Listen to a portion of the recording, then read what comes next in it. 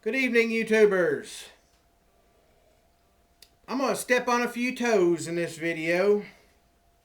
Like that's nothing new for me.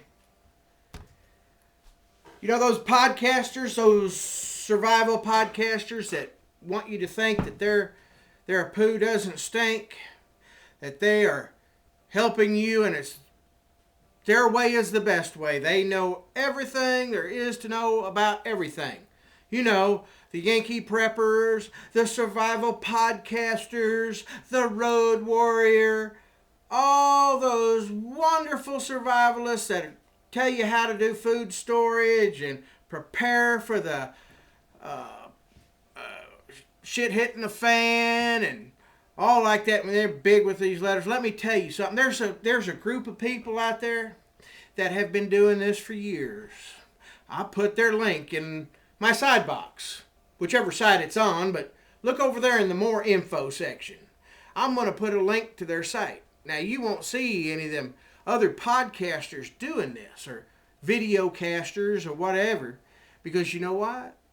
They want that their whole thing is to get so many subscribers that think that they're God's gift to the world, that, you know, they're the only ones on YouTube that know anything about what they're talking about. Now, the Mormon church, it is their religion to be prepared. It's been that way for before year 2000, way back. They honestly believe, and it's in their religion, that being prepared for emergencies actually relieves your stress. It makes it easier, your life easier. And I see how it does. And I'm not a Mormon. I'm not part of the Church of Latter-day Saints. But you know what? They are some of the more Christian people that actually put this stuff into practice. And think about it. If you and your family have a year's supply of food stored away, or even just a year's supply of rice and beans, the extender food, you know, the stuff that you can add what's in your cupboards to make it go further. Let's say you have 100 pounds of rice per member of your family. You know, you have a 55-gallon drum full of water per family member, and you just got it stored away.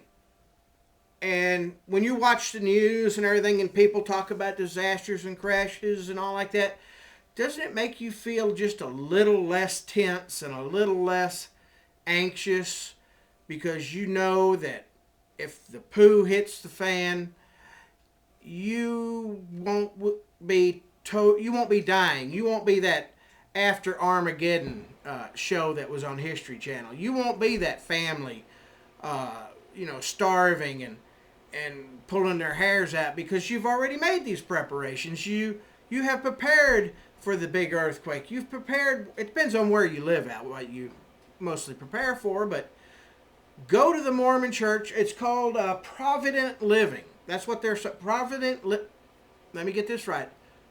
I don't speak real good English. I speak hillbilly. ProvidentLiving.org. I got the link over there in the side box somewhere on the page.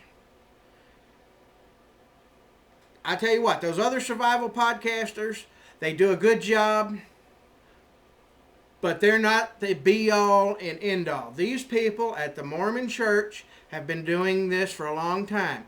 I've also put links over there so you can find, there's a link to find a cannery. These people, they don't care if you're a member of their church. They will open their cannery to you, anybody. If you got one close enough within driving distance, and they'll sell you the 25-pound bags of dehydrated apples at their cost.